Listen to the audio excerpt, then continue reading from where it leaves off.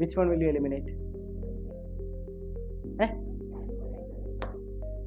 Answer എന്താ? ഞാൻ പ്രത്യേകം പറഞ്ഞാണ്, remittance are current account transaction because remittance are a type of transfer payments. Clear? Foreign loan, FDI, FPI ഇതെല്ലാം എന്താണ്? Capital ആണ്. Again ഇതൊക്കെ വീണ്ടും റിപ്പീറ്റ് ചെയ്ത് വരും. So your answer is B, 1 to 4. പ്രത്യേകിച്ച് പറയാനൊന്നുമില്ല, ഒരുപാട് നമ്മൾ ഡിസ്കസ് ചെയ്തു.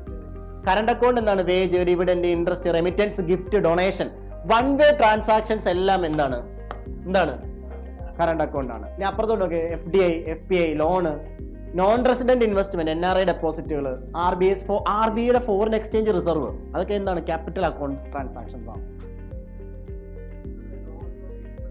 പേയ്മെന്റ് കറണ്ട് അക്കൗണ്ട്, അതൊന്നും ഡൗട്ടൊന്നുമില്ല അതിനകത്ത്. ഇൻട്രസ്റ്റ് പെയ്ഡ് ഓൺ ലോൺ എന്താണ്? കറണ്ട് അക്കൗണ്ട് ആണ്.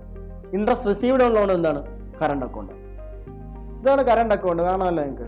നോക്കിയേ, പിക്ചർ ഇത്തിരി ഇതാണ്.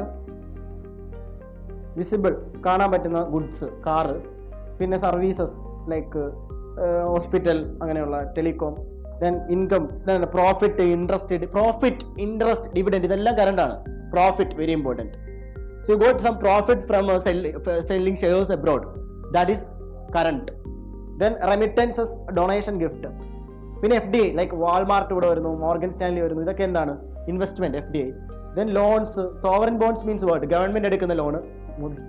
Then ECB. Then banking കാണാമല്ലോ.